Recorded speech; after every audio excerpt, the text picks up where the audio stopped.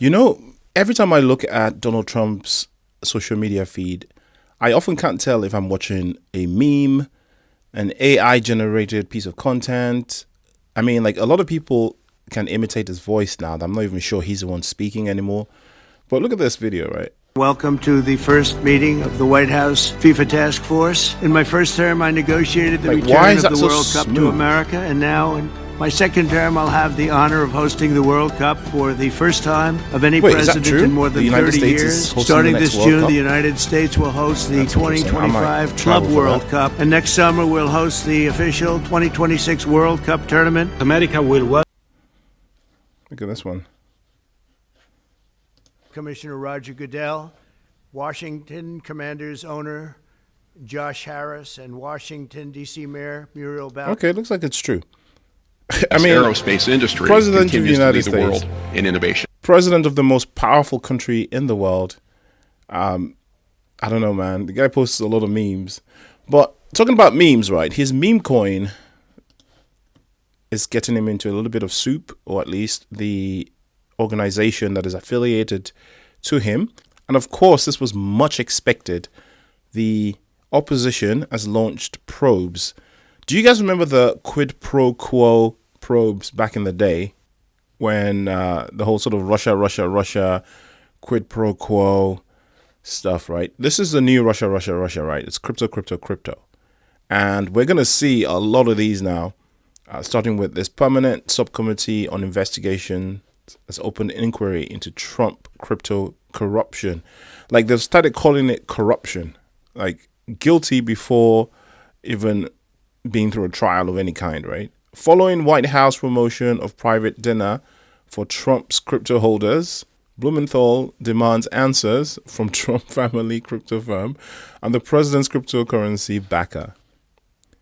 U.S. Senator Richard Blumenthal, ranking member of the U.S. Senate Permanent Subcommittee on Investigations, is opening a preliminary inquiry into the Trump cryptocurrency, World Liberty Finance Inc., and other associated business ventures, following recent reporting that Trump-connected cryptocurrency firms may be enabling the violation of government ethics requirements, facilitating financial transactions with foreign nationals under federal prosecution, taking investments from foreign governments, and potentially violating federal laws.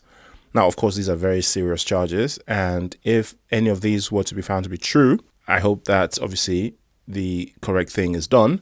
But I can't but think that a lot of this is just persecution, something to chase, and their general anti-crypto stance. There was a whole bunch of senators that walked out of a crypto meeting because they're not happy with how Trump is making lots of money from crypto, basically. Obviously, there's conflict of interest there, but I think like Trump has just decided that, look, this is my final term and I'm just going to do what the heck I want. And he is just tearing through the establishment, right? I mean, he's doing this trade war with China, may or may not be the best thing, depending on who you are. And with this, I mean, he's figured out, bro, I can make a lot of money with this crypto stuff, man. And, you know, I've got my solid MAGA followers who will buy anything I throw at them, basically. And even non-MAGA people that are greedy enough to want to make millions overnight, they will buy my token. And all I have to do is, you know, say, hey, this is blah, blah, blah. And then people buy it. Crazy times. It's great to see Bitcoin, though. Did you see yesterday? It almost hit $100,000. This is the thing with Bitcoin, right? While everything else is sort of making slow recoveries all over the place, Bitcoin just creeps up on you. And boom, all of a sudden, we're back to near 100,000. Yesterday, almost hit 100,000. It's cooled off slightly now, as you can see. It actually hit 99,000 on Binance. So this is probably not the most accurate chart we're looking at now. It almost, hold on a minute, maybe this is anyway, on Binance it almost hit 100,000, was 99 point something. So hey, it's only one pump away from, you know, going over 100,000 and being back to where it was just a few months ago. And you know, this has been fueled by whales, institutional money, ETFs, right? And what that signifies is that they're happy to be buying back in because they see a bright future, either because they see a bright future or because they see a dire future where we plummet into recession. Just a few hours ago, conflict started brewing between two giant nations, Pakistan and India, and those are two nuclear nations. So honestly, we don't want to see an escalation in that respect.